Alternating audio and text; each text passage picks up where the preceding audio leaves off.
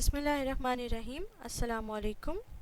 So, our lecture series Metals in Bioinorganic Environment, Structure, Function and Role in Health and Disease, and our sixth lecture title is Functions and Transport of Magnesium. So, let's start this lecture. RDA of magnesium, recommended daily or dietary allowance of magnesium. Basically, amount present in an adult of 70 kilogram is 25 gram. However, the daily demand of magnesium vary from 240 milligram to 420 milligram per day. ये इतना very इसलिए करती है daily demand because with respect to age जो daily demand होती है वो different होती है. एडल्ट की कुछ और होगी और एल्डर्स पीपल की कुछ और होगी, चाइल्ड की कुछ और होगी. सो दैट्स वाई जो डेली डिमांड की जो अमाउंट होती है वो वेरी करती है. These are the top sources of magnesium. So the first property unique property of magnesium is its hydration shell. As you can see here, magnesium forms double layer of hydration shell. However, the similar cation calcium forms only a single layer. And when these ions have to pass from a pore or a membrane, so they have to strip off their water shell or hydration shell. So in the dissolved state, magnesium binds water tighter than calcium. This simple fact explains magnesium's antagonistic behavior to calcium. Despite similar chemical reactivity and charge, it is almost impossible for magnesium to pass through narrow channels in biological membranes that can be readily traversed by calcium, because magnesium cannot be easily stripped of its hydration shell.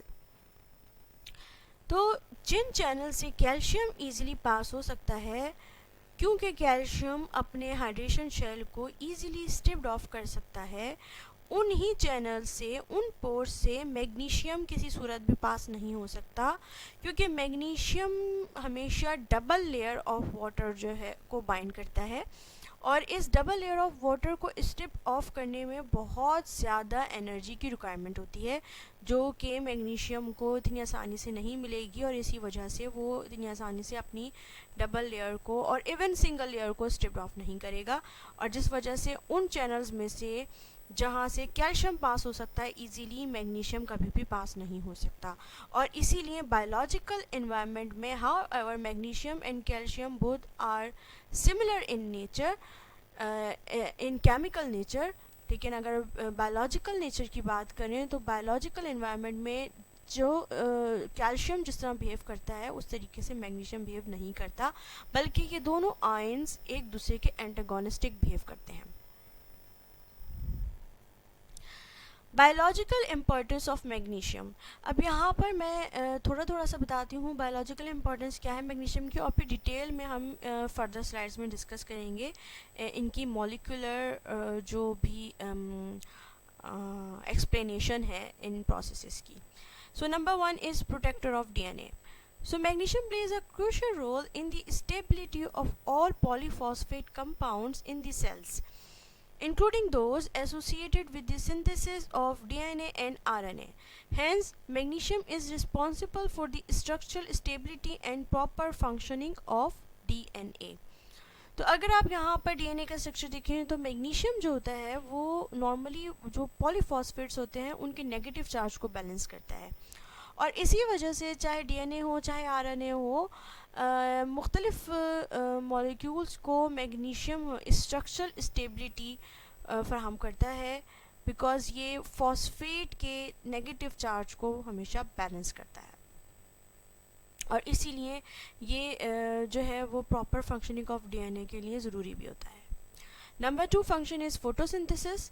In plants, magnesium is necessary for the synthesis of chlorophyll. And you know, chlorophyll is a complex of magnesium, and therefore it is required for the photosynthesis. Muscular relaxation. 30 to 40% of the body's magnesium is found in muscles and soft tissues, 1% in extracellular fluids and the remainder in the skeleton. So सबसे हैरान कुन बात जो है वो यहाँ पर ये है कि मैग्नीशियम स्केलेटन में भी, बोन्स में भी मौजूद होता है. यहाँ पर ये बात सबसे ज़्यादा हैरान कुन है. और मसल रिलैक्सेशन में क्यों इन्वॉल्व होता है? बिकॉज 30 to 40% मैग्नीशियम जो कि बॉडी में पाया जाता है वो मसल्स और सॉफ्ट टिश्यूज़ में होता है, और इसी वजह से वहाँ पर डेफिनेटली इसका फंक्शन भी है, और वो फंक्शन हम आगे डिटेल में डिस्कस करेंगे. Now, biological importance of magnesium activator of enzymes. Over 300 enzymes require the presence of magnesium ions for their catalytic action, and examples include kinases, ATPases, phosphatases, blah. Magnesium as an enzyme cofactor plays an important role in the breakage of glucose and fat molecules and in the regulation of cholesterol. तो जैसे कि हमने पढ़ा था कि metals normally जो इनके functions होते हैं वो एंजाइम एक्टिवेटर्स या एंजाइम को फैक्टर्स होते हैं, जहाँ पर मेटल्स जो हैं वो अपने कैटालिटिक एक्शन परफॉर्म करते हैं. तो बॉडी में ओवर 300 एंजाइम्स हैं जो कि जिनमें के मैग्नीशियम जो है वो कैटालिटिक एक्शन परफॉर्म करता है. और ये जितने भी एंजाइम्स आप देख रहे हैं आपको अच्छी तरह अंदाज़ा होगा कि ये कितनी ज़्यादा इम्पोर्टेंस के हामिल है बॉडी में. तो इससे पता चलता है कि अगर मैग्नीशियम इतना ज़्यादा बायोकेमिकली इन्वॉल्व है रिएक्शंस में, तो फिर इसकी डिमांड भी उतनी ही ज़्यादा होगी और इसकी इम्पोर्टेंस भी उतनी ही ज़्यादा होगी बॉडी में. और इसके ना होने की वजह से या इसकी कमी की वजह से बहुत सारे इम्पॉर्टेंट फंक्शंस जो हैं उनमें प्रॉब्लम आएगा. Acts as a fuel.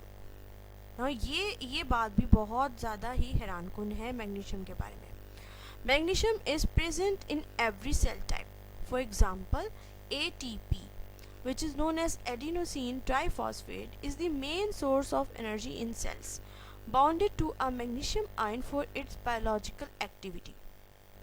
ATP is actually a molecule of magnesium ATP.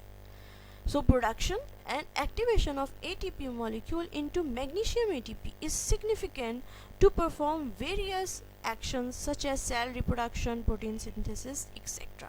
So सबसे हैरान कौन फंक्शन जो मैग्नीशियम का इधर पता चलता है वो ये है कि magnesium is a source of energy.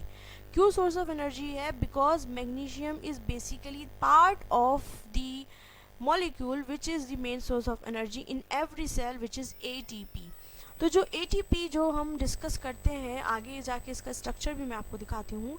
वो ATP बेसिकली ATP के साथ मैग्नीशियम हमेशा शामिल होता है, उसके स्ट्रक्चर में मौजूद होता है, और मैग्नीशियम ATP बनने की वजह से ही ATP जो है वो एक्टिव होता है बायोलॉजिकली. तो जाहिर सी बात है अगर मैग्नीशियम नहीं होगा तो ATP एक्टिव नहीं होगा, और अगर ATP एक्टिव नहीं होगा तो बॉडी में एनर्जी नहीं होगी. तो इसलिए जो है वो मैग्नीशियम जो है वो फ्यूल के तौर पे या सोर्स ऑफ एनर्जी के तौर पर बिहेव करता है. सो अब हम फर्दर जो है वो इन तमाम फंक्शंस की मॉलिक्यूलर एक्सप्लेनेशन की तरफ जाते हैं. सबसे पहले हम, क्योंकि अभी हमने ATP की बात की थी, तो हम देख लेते हैं कि ATP के स्ट्रक्चर में कहाँ पर जो है वो मैग्नीशियम मौजूद होता है. तो अगर आप ये ATP का स्ट्रक्चर देखें, ये एडिनोसिन का मॉलिक्यूल है, ये फर्स्ट फॉस्फेट है, ये सेकंड फॉस्फेट है, और ये थर्ड फॉस्फेट है. और मैग्नीशियम जो है वो हमेशा थर्ड और सेकंड फॉस्फेट से बाइंड होता है, यानी गैमा और बीटा फॉस्फेट के ऑक्सीजन्स के साथ मैग्नीशियम बाउंड होता है. और इसके अलावा बाकी जो 4 कोऑर्डिनेशन साइट्स होती हैं मैग्नीशियम की, वो वाटर से अटैच होती हैं. तो इस तरीके से मैग्नीशियम जब गैमा और बीटा फॉस्फेट से बाइंड होता है तो वो ATP हाइड्रोलिसिस को प्रोटेक्ट करता है, क्योंकि ज़ाहिर है जब यहाँ पर कोऑर्डिनेशन बॉन्ड होगा और इतना बड़ा मेटल आयन और उसके साथ इतने सारे वाटर मॉलिक्यूल्स इधर होंगे तो हाइड्रोलिसिस तो नहीं हो सकेगी, अटैक करने की कहीं से कोई जगह ही नहीं होगी.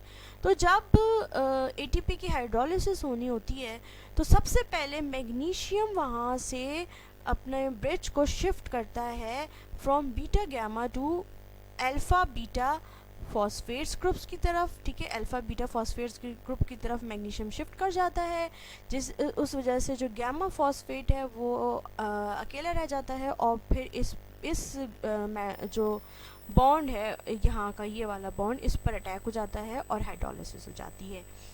तो बेसिकली मैग्नीशियम जो है वो ना सिर्फ एक्टिवेट करता है एटीपी को, बल्कि प्रोटेक्ट भी करता है एटीपी को और एटीपी का हिस्सा होता है। तो इस वजह से it is a source of energy in body. Another significant role is the presence of chlorophyll pigment। और क्लोरोफिल का अगर आप स्ट्रक्चर देखें तो उसमें मैग्नीशियम है, और ये स्ट्रक्चर बहुत सिमिलर है, काफ़ी हद तक सिमिलर है हीमोग्लोबिन के हीम स्ट्रक्चर से, जिसमें यहाँ आयरन होता है और पोरफायरिन रिंग होती है। तो ये क्लोरीन रिंग है और ये आप को से डिस्कस की जाएगी, मेरे पार्ट में नहीं बल्कि दूसरे टीचर के पार्ट में। तो मैग्नीशियम जो है वो क्लोरीन रिंग से अटैच होता है, जिसको कि क्लोरोफिल का नाम दिया गया है। ये मुख्तलिफ़ तरीके के होते हैं, इनमें जो है ये जो पर्टिकुलर ये वाले पॉइंट होता है, यहाँ पर अटैचमेंट्स डिफरेंट हो जाती हैं, आर ग्रुप्स लगे होते हैं, ये वाला पॉइंट यहाँ पर आर ग्रुप्स लगे होते हैं, जिस वजह से डिफरेंट आर ग्रुप्स की वजह से क्लोरोफिल ए बी सी जो है वो चेन्स बनती हैं। And in photosynthetic organism magnesium has the vital role of being the coordinating ion in the chlorophyll molecule, ठीक है ना। तो क्लोरोफिल जो है उसका भी जो कोफैक्टर है वो क्या है, मैग्नीशियम है, ठीक है।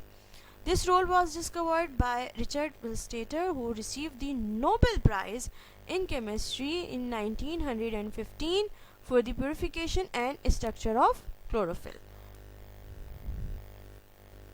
Now magnesium in muscle relaxation. Magnesium can affect muscle relaxation through direct action on cell membranes. Magnesium ion closes certain types of calcium channels which conduct a positively charged calcium ion into neurons. Magnesium and calcium compete with one and another for the same binding sites on plasma protein molecules. Thus, magnesium may be considered a natural calcium antagonist. As calcium is required for muscle contraction, therefore, in the presence of magnesium, muscles will be relaxed. तो muscles relaxation में magnesium के involvement इस तरीके से है कि actually muscle contraction में calcium involve होता है, कैल्शियम बाइंड करता है मुख्तलिफ प्रोटीन्स के साथ और फिर मसल कॉन्ट्रैक्ट हो जाते हैं, और ये सारा मॉलिक्यूलर मैकेनिज्म हम पढ़ेंगे जब हम कैल्शियम पढ़ेंगे। तो क्योंकि मैग्नीशियम जो है वो एंटागोनिस्टिकली बिहेव करता है कैल्शियम से, और सर्टेन कैल्शियम चैनल्स को भी जो है वो ब्लॉक करता है और कॉम्पीट भी करता है डिफरेंट प्रोटीन्स की बाइंडिंग साइट से, खासतौर पर जो प्लाज्मा में होती हैं कैल्शियम के साथ। तो जिस वजह से अब अगर मैग्नीशियम मौजूद होगा ज़्यादा, तो वो क्या करेगा कि वो कैल्शियम को बाइंड नहीं होने देगा उन प्रोटीन्स के साथ भी कि जिनके साथ जो है वो बाइंडिंग करने के बाद जो है वो मसल कॉन्ट्रैक्शन होनी है, जिस वजह से मसल कॉन्ट्रैक्शन नहीं होगी और मसल्स जो हैं वो रिलैक्स फॉर्म में रहेंगे। तो इसलिए जो मैग्नीशियम होता है वो मसल रिलैक्सेशन में इन्वॉल्व होता है। और अगर आप लोगों को थोड़ा सा पुरानी बातें याद हों तो आपको पता होगा कि जो पहाड़ी नमक होता है बेसिकली उसमें मैग्नीशियम सॉल्ट बहुत ज़्यादा होता है।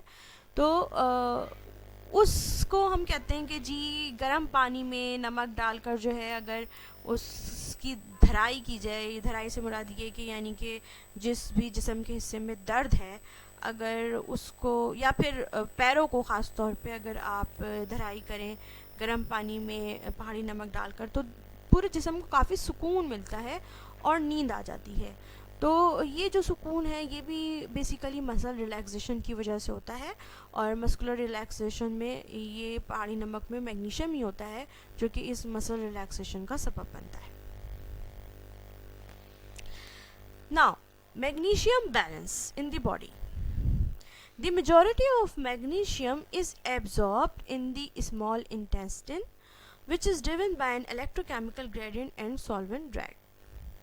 Of the total dietary magnesium consumed, only about 24 to 76% is absorbed in the gut, and the rest is eliminated in the feces.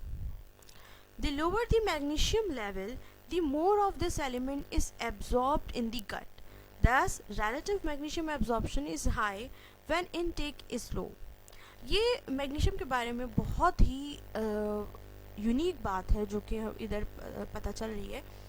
और जब हम शुरू में डिस्कस कर रहे थे कि कितनी अमाउंट इसकी मौजूद होती है बॉडी में, जो कि 25 ग्राम था, तो उस वक्त यही बात समझ जहन में आ रही थी कि जब मैग्नीशियम इतना इम्पोर्टेंट है और इतनी सारी जगहों पे इसके रिएक्शन होते हैं, तो फिर ये जो है वो इतना कम क्यों है मुख्तलिफ और एलिमेंट्स के मुकाबले में।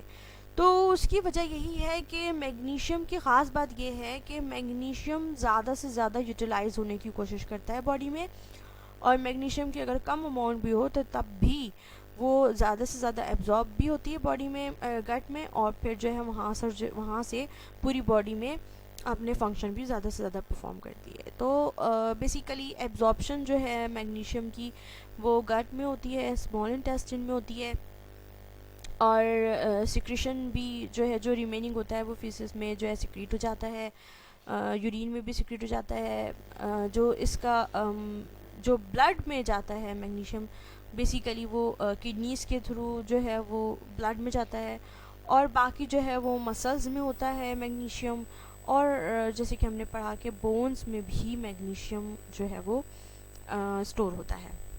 हाउ, कैसे मैग्नीशियम स्टोर होता है बोन्स में?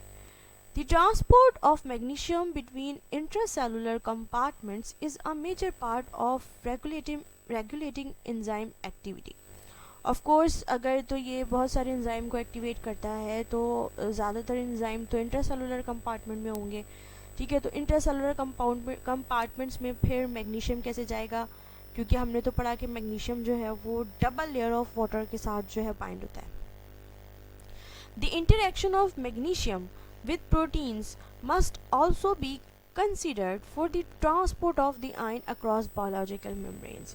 तो बेसिकली मैग्नीशियम जो इतने सारे एंजाइम्स का कोफैक्टर है, उसी से ये बात पता चलती है कि मैग्नीशियम जो है वो अक्रॉस द बायोलॉजिकल मेम्ब्रेन्स जो ट्रांसपोर्ट जो है वो उसकी वाटर लेयर के साथ नहीं होती, बल्कि वो उसकी डिफरेंट प्रोटीन्स में होती है। यानी कि different proteins out of the cell जो है वो मैग्नीशियम को बाइंड करके इंट्रासेलुलर रीजन्स में लेकर जाती हैं, जहाँ पर वो बायोलॉजिकली एक्टिव होती हैं और मैग्नीशियम की ट्रांसपोर्ट भी हो जाती है इस तरीके से। The cytoplasmic concentration of free magnesium ion is buffered by binding to chelators, for example ATP, but also by storage of magnesium in intracellular compartments. जो इंट्रासेलुलर कंसंट्रेशन है फ्री मैग्नीशियम आयन की, वो हमेशा जो है वो बफर्ड, यानी कि उसका चार्ज हमेशा जो है वो बफर्ड रहेगा, क्योंकि या तो वो ATP से बाइंड होगा, ठीक है, या फिर जो है वो इंट्रासेलुलर कंपार्टमेंट में किसी ना किसी प्रोटीन से बाइंड होगा मैग्नीशियम, जिस वजह से जो है वो उसका जो मैग्नीशियम आयन का चार्ज है वो बैलेंस रहेगा। Magnesium is stored within bone to form a surface constituent of the hydroxyapatite. Calcium phosphate है जिस मिनरल कंपोनेंट है जिसको कि हाइड्रोक्सीएपेटाइट कहते हैं, और उस हाइड्रोक्सीएपेटाइट की सरफेस के ऊपर जो है वो, यानी कि जो बोन है उसकी सरफेस के ऊपर जो है वो मैग्नीशियम होता है। Much of this magnesium is readily exchangeable with serum and therefore represents a moderately accessible magnesium store which can be drawn on its time of deficiency.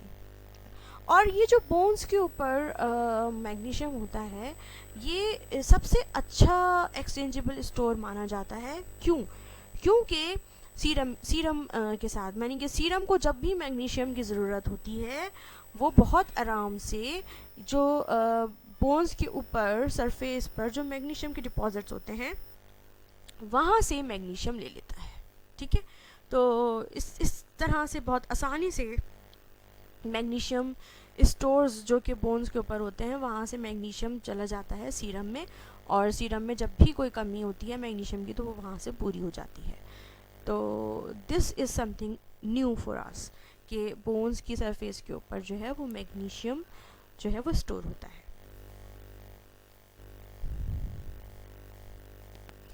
Okay, magnesium deficiency. Signs of magnesium deficiency are muscle twitches, heart arrhythmia, mood disorders, insomnia, headaches, constipation, and fatigue. Low magnesium is typically due to the decreased absorption of magnesium in the gut or increased excretion of magnesium in the urine. Low magnesium की जहाँ पर हम बात करते हैं कि magnesium deficiency हो गई, तो उसकी ज़्यादातर वजह मतलब नॉर्मली जो फूड इनटेक हम लेते हैं उसमें इनफ मैग्नीशियम होता है, और इनफ मैग्नीशियम के अलावा मेरा ख्याल है कि जो हमने ऊपर सोर्सेज देखी हैं उन सोर्सेज में से ज़्यादातर चीज़ें हम डेली कोई ना कोई एक चीज़ यूज़ करते हैं, तो जिस वजह से मैग्नीशियम डेफिशिएंसी नॉर्मली नहीं होती। तो अगर मैग्नीशियम डेफिशिएंसी किसी को हो तो वो दो वजूहत की बिना पर होती है कि या तो उसकी बॉडी में जो मैकेनिज़्म है उसमें कुछ प्रॉब्लम है और मैग्नीशियम की एब्जॉर्प्शन सही से नहीं हो रही, और दूसरी वजह ये हो सकती है कि प्रॉब्लम जो है वो यूरिन एक्सक्रीशन में है कि यूरिन में ज़्यादा जो मैग्नीशियम है वो एक्सक्रीट हो जा रहा है। ठीक है, इन दोनों प्रॉब्लम्स की वजह से, मैकेनिस्टिक प्रॉब्लम्स की वजह से मैग्नीशियम डेफिशिएंसी हो सकती है। Low magnesium levels in otherwise healthy people are unknown, जैसे कि मैंने बताया कि नॉर्मली लो मैग्नीशियम लेवल नहीं होते। This is because magnesium levels are largely controlled by the kidneys. अभी ऊपर हमने देखा था कि जो मैग्नीशियम की बैलेंस है मैग्नीशियम का, तो उसमें मैग्नीशियम की जो बेसिकली ट्रांसपोर्ट कह लें या मैग्नीशियम को जो कह लें कि जो मैनेज कर रहा है तो वो किडनी है। ठीक है, और दी किडनीज इंक्रीज और decrease excretion of magnesium based on what the body needs. और किडनी में ये अच्छी सलाहियत होती है कि वो जब देखता है कि मैग्नीशियम की ज़्यादा ज़रूरत नहीं है तो वो मैग्नीशियम को एक्सक्रीट कर देता है, जबकि जब किडनीज़ को लगता है कि मैग्नीशियम की ज़रूरत है बॉडी को तो वो मैग्नीशियम को कम एक्सक्रीट करता है और ज़्यादा से ज़्यादा जो है वो वापस ब्लड में भेज देता है। ठीक है, ये आप देख सकते हैं कि या तो यहाँ से एक्सक्रीट होगा या फिर दोबारा से ब्लड में चला जाएगा। तो किडनी बड़े अच्छे से इसको कंट्रोल करता है और मैग्नीशियम को, और जब देखता है कि बॉडी को ज़रूरत है तो ब्लड में वापस भेज देता है, और जब देखता है कि बॉडी को ज़रूरत नहीं है तो फिर क्या करता है, एक्सक्रीट कर देता है। और ब्लड से जो है वो मैग्नीशियम कहाँ कहाँ जाता है, ऑफ कोर्स ब्लड, तो उसका ब्लड में तो ज़ाहिर मैग्नीशियम आएगा डाइटरी इनटेक से, ठीक है, यानी इंटेस्टिन से और किडनी से, और फिर ये जो है ये बोन्स में जाकर स्टोर हो जाएगा या सॉफ्ट टिश्यूज़ में जाकर, मसल्स में जाकर स्टोर हो जाएगा।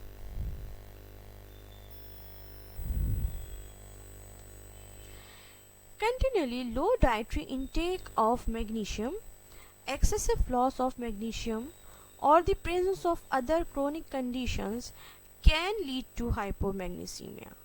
Okay? तो अगर नॉर्मली इस तरह नहीं होता, लेकिन अगर किसी कोई पेशेंट ऐसा है जो किडनी का पेशेंट है जिसकी किडनी फंक्शन कॉम्प्रोमाइज्ड है और फिर उसकी डाइटरी इनटेक भी मैग्नीशियम की बहुत कम है और उसका इस वजह से एक्सेसिव लॉस हो रहा है, एक्सक्रीट हो रहा है मैग्नीशियम, ठीक है, किसी क्रोनिक कंडीशन की वजह से, जो कि मैंने कहा ज़्यादातर जो है वो किडनीज़ प्रॉब्लम्स की वजह से हो सकता है, तो उस सूरत में फिर हाइपोमैग्नीसीमिया हो जाता है। और जब अगर हाइपोमैग्नीसीमिया हो तो उसके जो सिम्टम्स होते हैं वो यही होते हैं कि मसल ट्विचेस बहुत ज़्यादा होते हैं, ठीक है, और हार्ट अराइथमिया यानी कि जो हार्ट बीट है वो बहुत ही ज़्यादा डिसबैलेंस होती है, कभी बढ़ जाती है कभी कम हो जाती है, बहुत ही इरेगुलर होती है। मूड डिसऑर्डर, मूड भी बहुत ज़्यादा इरेगुलर हो जाता है। इंसोनिया, नींद की कमी की शिकायत हो जाती है। हेडेक्स, सर में दर्द रहता है। कॉन्स्टिपेशन हो जाती है और फटीग रहती है बहुत ज़्यादा। इन सब चीज़ों को समझने के लिए जो मैग्नीशियम के फंक्शंस हैं वो बहुत अच्छे से इधर बॉडी में जो है वो डिफ़ाइन हुए हुए हैं, कि जिस वजह से हमको समझ में आता है कि डेफिशिएंसी ऑफ मैग्नीशियम जो है वो क्यों ये तमाम जो भी हमने डिस्कस किए प्रॉब्लम्स क्रिएट करती है। A normal blood magnesium level is 1.8 to 2.2 milligrams पर डेसीलीटर, ठीक है।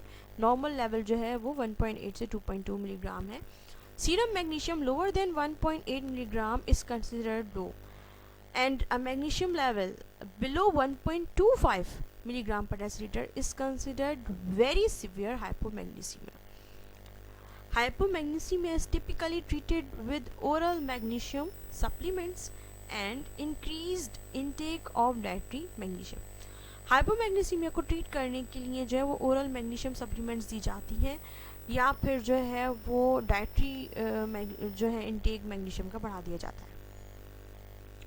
तो अगर हम मैग्नीशियम की फंक्शंस देखें बॉडी में, तो आप मैग्नीशियम रिलीव्स इंसोम्निया, ठीक है, बिकॉज वही मस्कुलर रिलैक्सेशन की वजह से, ठीक है।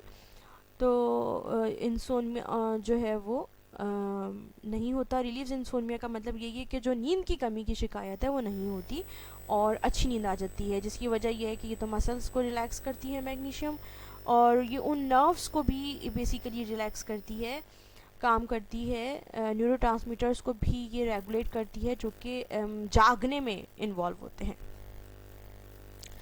प्रोटेक्ट योर हार्ट, ठीक है, जिस क्योंकि बिकॉज ये मसल्स में होती है तो दैट्स वाई, और कैल्शियम एंटागोनिस्ट होता है मैग्नीशियम, दैट्स वाई ये हार्ट को भी प्रोटेक्ट करता है। क्योंकि अगर कैल्शियम ज़्यादा होगा और अगर कैल्शियम जो है वो कैल्सिफिकेशन हो जाएगी आर्टरीज़ की, तो आपको पता है कि कार्डियोवास्कुलर डिजीज़ हो जाते हैं। तो कैल्शियम को एंटागोनिस्ट क्योंकि मैग्नीशियम होता है, तो अगर मैग्नीशियम सही क्वांटिटी में बॉडी में होगा तो ये हार्ट को प्रोटेक्ट करेगा कैल्सिफिकेशन से ब्लड वेसल्स की। It combats asthma. Magnesium is used as therapy in hospitals for life-threatening asthma because of its potential to stop the spasms of your bronchial muscle, ठीक है, ये bronchial muscle के spasm को भी stop करता है, और and that's why asthma के मरीजों को भी मैग्नीशियम की कोई ना कोई सप्लीमेंट दी जाती है। Magnesium reduces high blood pressure because magnesium relaxes smooth muscle cells, meaning those in your veins and arteries, so they don't constrict the flow of blood, ठीक है। अब क्योंकि वही सारी बात आ गई, क्योंकि ये स्मूथ मसल सेल्स को भी रिलैक्स करेगा, जिस वजह से जो वेन्स एंड आर्टरीज हैं वो ब्लॉक नहीं होंगी, मतलब वो सिकुड़ेंगी नहीं। जब वो सिकुड़ेंगी नहीं तो जो ब्लड फ्लो है वो भी कॉन्स्ट्रिक्ट नहीं होगा, and that's why high blood pressure नहीं होगा।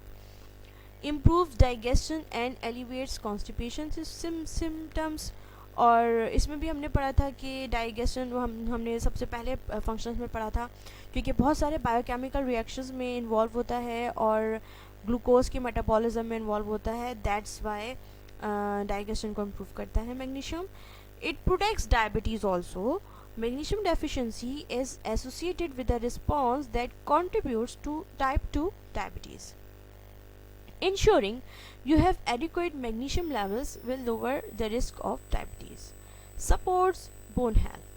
Research shows that people who get higher amounts of magnesium in their food and supplements have a higher bone mineral density.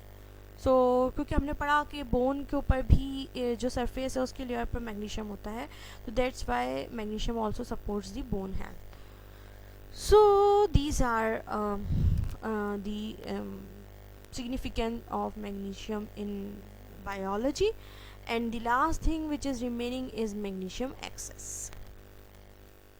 A magnesium overdose is technically known as hypermagnesemia, which means there is too much magnesium in blood. It can occur in people with chronic health conditions such as chronic kidney diseases, although it is rare. Magnesium overdose may also result from taking too much of magnesium supplement. तो normally हाइपरमैग्नीशिया नहीं होता, एक normal person को कभी भी हाइपरमैग्नीशिया नहीं होता। हाइपरमैग्नीशिया कहाँ कहाँ पॉसिबल है? जब क्रोनिक हेल्थ कंडीशंस होती हैं किसी पेशेंट के साथ, यानी कि कोई बहुत ही ज़्यादा पुरानी किसी को किडनीज़ की बीमारी है, तो उस सूरत में जो है, क्योंकि हमने पढ़ा था कि किडनी ही जो है वो मैग्नीशियम को बैलेंस कर रहा होता है बॉडी में, तो जाहिर सी बात है अगर किडनी का फंक्शन ठीक नहीं होगा तो फिर हाइपर मैग्नीसीमिया हो सकता है। और जो है वो मैग्नीशियम ओवरडोज की वजह से, यानी कि आप ऐसे सप्लीमेंट्स ले रहे हैं जिसमें बहुत ज़्यादा मैग्नीशियम शामिल है और आपको पता ही नहीं है इस बात का, तो उस सूरत में भी हाइपर मैग्नीसीमिया हो सकता है। Too much magnesium from food is in a concern for healthy adults. However, the same can't be said for supplements.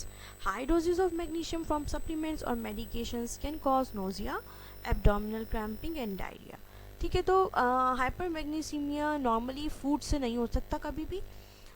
Healthy peoples में जाहिर सी बात है, क्योंकि हेल्दी पीपल्स में किडनी अच्छा फंक्शन कर रहा होता है इस वजह से, और ज़्यादातर अगर ये होता है तो ये सप्लीमेंट्स में की वजह से होता है, वो भी अगर आप बहुत हाई डोजेस ले लें तो होता है। नॉर्मल डोजेस पर सप्लीमेंट्स में भी ये हाइपर मैग्नीसीमिया की कंडीशन नहीं आती। और कभी अगर हाइपर मैग्नीसीमिया होता है तो इसकी जो साइंस होते हैं उनमें नोजिया होता है, एब्डोमिनल क्रैम्पिंग होती है एंड डायरिया शामिल होता है। Hypermagnesemia is rare because the kidneys work to get rid of excess magnesium. Overdose with resultant hypermagnesemia is most often seen in people with poor kidney function after they take medications containing magnesium, such as laxatives or antacids. The associated risks are also higher for people with heart diseases and gastrointestinal disorders. ठीक है, तो this is all about magnesium, and इंशाल्लाह ताला next जो हमारा lecture होगा वो calcium के बारे में होगा।